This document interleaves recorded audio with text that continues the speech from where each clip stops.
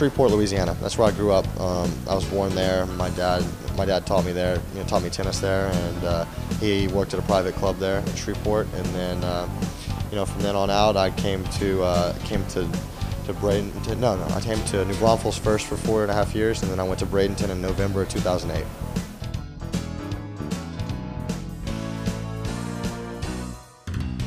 Well, my dad taught me an all-court game from the beginning. He wanted me to be an all-around player from the very beginning, and I also, had the ability to do everything. And I was really good about learning quickly and being able to, have good coordination as far as when it comes to making mechanical adjustments and being able to feel the ball. So I didn't really feel uncomfortable doing anything, and so I was really fortunate to have somebody teach me an all-around game, which was good for me. So.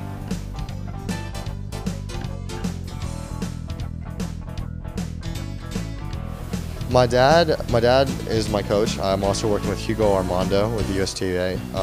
Hugo can travel pretty much every week. My dad is working down in Bradenton as well, and then I have a little brother who plays also. And so, that's 3 full-time jobs there going as far as coaching me, my brother, and working in Bradenton at Bollettieri's. And so, I think as a professional athlete, you got to have somebody there every week that is seeing the game. And so my dad's making as many trips as he can, but Hugo's going to be there pretty much every week.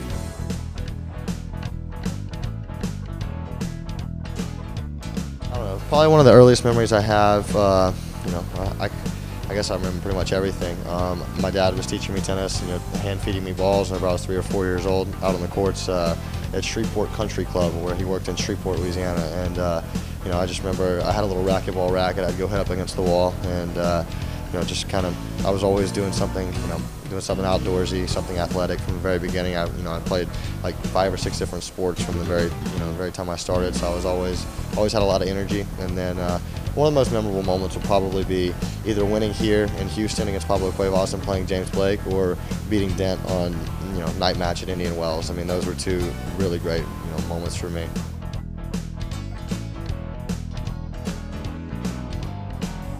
I want to be a top 100 by the end of this year. That's the goal for me. I want to be, right now I'm about 240, 245, and so by the end of this year, I'm going to try to get in U.S. Open, which is about 110 on my own ranking. I don't want to try to, I want to try to get in there in the main draw on my own ranking.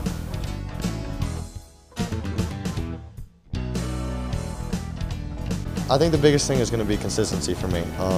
I think that, like you said, I'm comfortable hitting a lot of shots, and I feel like I've got the weapons to do it. It's just it's a matter of consistency and then mental stability. Obviously, me being 17 or turning 18 soon and trying to play with professionals, they've got some experience on me, and I've got to show some maturity and experience in myself that I haven't really had time to get yet. So I've got to try to, I guess, press the issue there, being a little bit more mature than than a normal 17-year-old would be.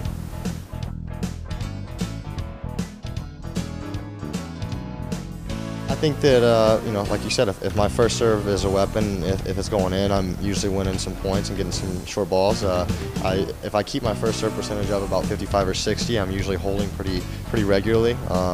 And then, if I go probably like 55–60% first serves and less than 2 or 3 doubles, I'm usually in the clear with my serve, because, I normally go after the second serve pretty good too, which is beneficial a lot of times, but it also can throw in a couple doubles here and there. So if I can keep the doubles down and keep the first serve percentage up, the action of the first serve has never been a problem. I've always been able to hit it pretty big, and so just trying to, hit the spots in the right places and trying to work points has been the key for me.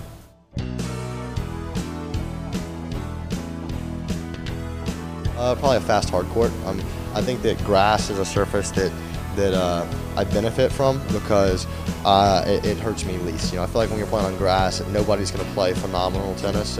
It's just going to be who copes with it the best. And I feel like with my game style, being able to react quickly and have short, quick hands is going to help me on the grass, because you can adjust to bad bounces. I can still use my serve, and I'll get help with that. And so I'm comfortable playing near the baseline, which is going to be something that helps. And I've also got a pretty good backhand slice that I feel like I can use a lot.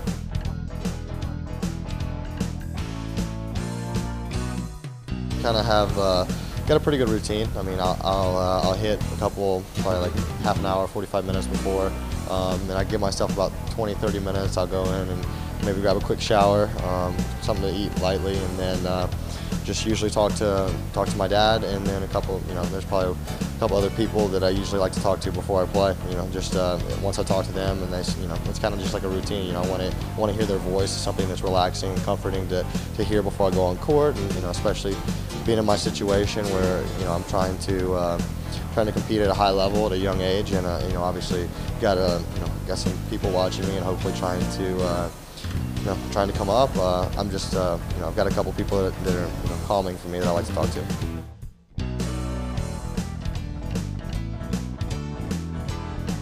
I haven't watched myself on video in a while. I've trusted the people that are seeing in my game. I'll bring out the video camera occasionally whenever something feels a little bit technically off that I want to look at and actually see if it's fundamentally what's wrong with it.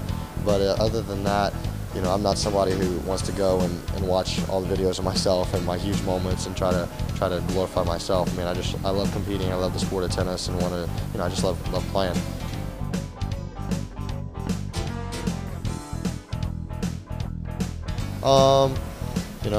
It's great for me to, I mean, whenever I'm hitting with those guys and they're still in the tournament, I'm out of the tournament, I'm basically just doing exactly what they need me to do.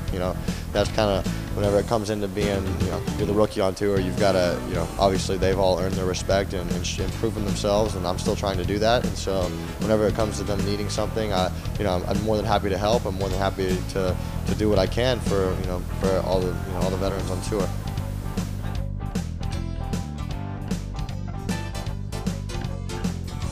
I feel like I've definitely gotten a lot stronger and a lot more fit than I was then. My body, I weigh about 20 pounds more probably, and then also my body is a little bit stronger, and I feel like I've just kind of tightened some things up with the game. Obviously in a couple of years you're starting to work on some things that you can change and get better at, so I feel like I'm definitely a better player. And I lost some qualities here. Kuz played really well, and I didn't have the best day, but it was a great match by Kuz, and just glad to be in the dub still.